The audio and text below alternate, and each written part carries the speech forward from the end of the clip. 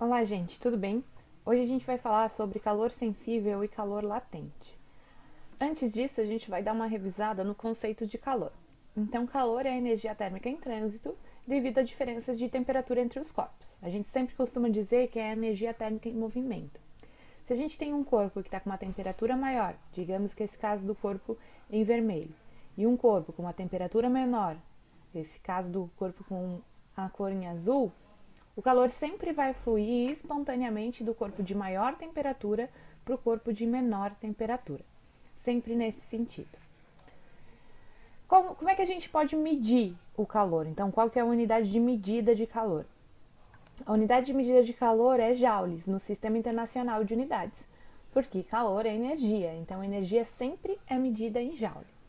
Como o calor também é uma forma de energia, né, ele possui essa mesma unidade. Mas por motivos históricos e práticos, porque uma vez se pensava que o calor ele era um fluido que fluía de um corpo para outro e não uma energia, ele foi chamado de calórico, esse fluido que saía de um corpo para outro, e aí conceitualizou o conceito aí de caloria, de unidade. Então hoje em dia a gente utiliza muito a caloria ainda como sendo unidade de energia térmica. E aí, então, a gente tem aqui a conversão, né? Uma caloria equivale a 4,18, 4,19 joules, que é a unidade de energia. Mas, usualmente, na física, a gente vai utilizar a caloria. Utiliza-se bastante a caloria para alimentos, também transformação de energia em energia química, né? Então, a caloria também é muito utilizada nessa forma. Então, o calor está ligado. Como o calor está ligado aos corpos, né? Como é o que ele vai fazer? Então, existem aquelas trocas de calor, que é a troca de calor por condução, por convecção e por radiação. Mas como que o corpo absorve esse calor e o que causa nesse corpo quando ele absorve o calor? Então, ele está ligado à transferência dessa energia térmica e a gente consegue medir como esse calor modifica aquele corpo e o quanto de calor é necessário para que, por exemplo, a gente varie a temperatura de um corpo. Então a gente consegue mensurar isso, tá? E é aí, a partir daí que a gente vai chegar lá no conceito que a gente viu ali no começo de calor sensível e calor latente. Antes disso, vamos conceituar calor específico de um corpo. Então, o calor específico de um corpo é a quantidade de calor necessária para elevar 1 grau Celsius a temperatura de uma unidade de massa de um determinado corpo.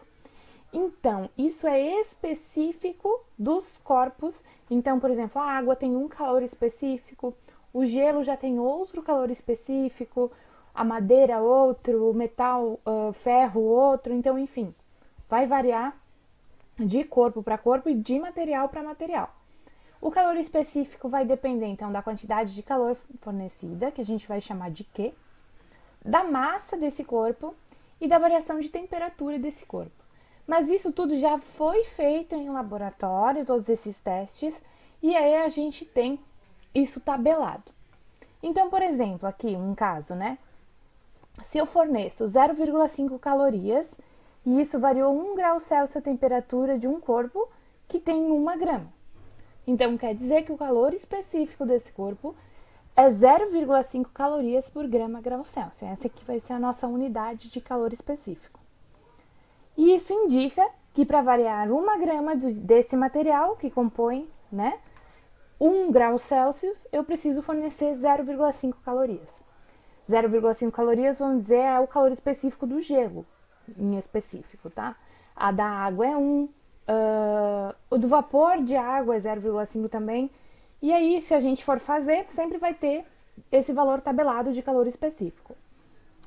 Isso explica, por exemplo, por que a areia, se eu colocar, ir lá no mar, né? A areia e a água estão recebendo a mesma quantidade de calor. Mas a areia varia a temperatura muito mais rápido do que a água, né? Por quê? Porque o calor específico da areia é muito mais baixo, então eu preciso de menos quantidade de calor para variar 1 grau Celsius. Então é por isso que a areia vai aquecer mais rápido do que a água, por exemplo, lá na praia, tá? Calor sensível. Então é o calor responsável pela mudança de temperatura dos corpos. Então, se o corpo varia a temperatura ao receber uma quantidade de calor, a gente chama esse calor de calor sensível.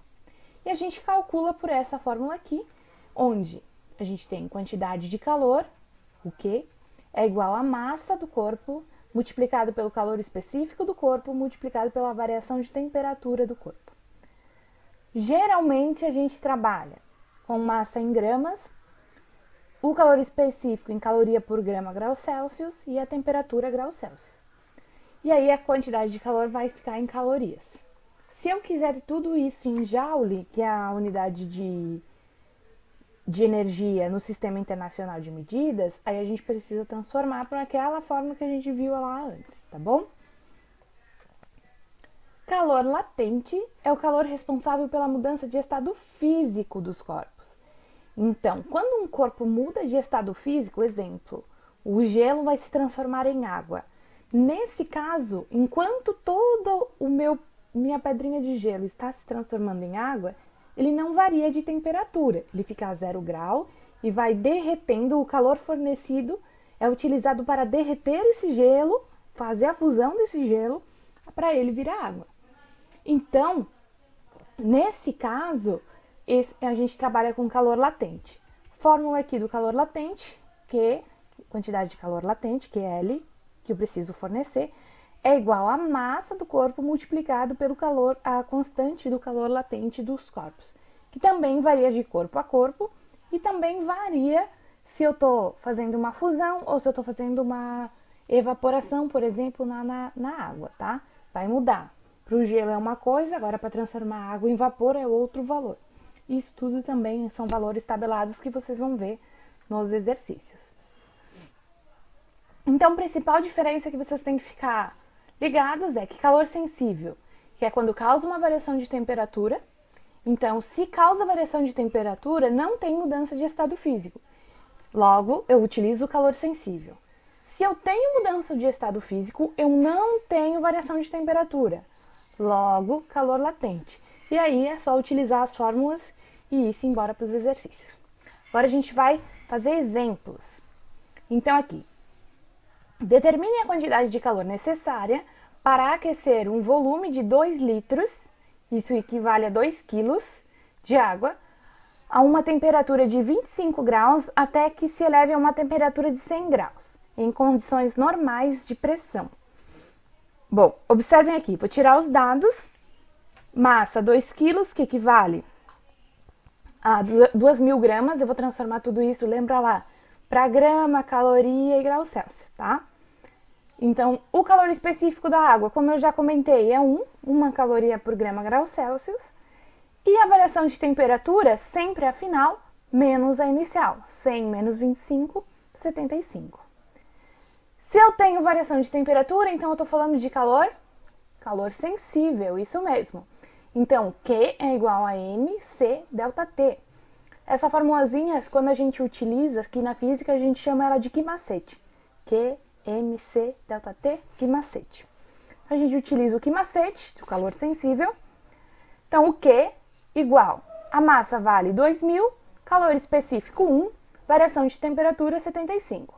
Multiplica tudo isso, eu tenho uma quantidade de calor necessária de 150.000 calorias para elevar 2 litros de água, de 25 até 100 graus Celsius. Tá certo? Exemplo 2. Uma pedra de gelo de 200 gramas está a 0 graus Celsius.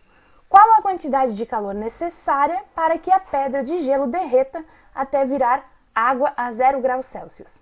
Bom, aqui, se eu estou falando de derretimento, eu estou falando de fusão, estou falando de mudança de estado físico. Então, eu vou tirar os dados aqui. M é igual a 200 gramas, o calor latente do gelo é 80 calorias por grama e eu vou querer saber a quantidade de calor necessária para isso. Se eu estou falando de fusão, eu estou falando de calor latente, então é Q é igual a M vezes o L. Na física também, para gravar essa fórmula aqui, a gente pode chamar ela de Q-mole.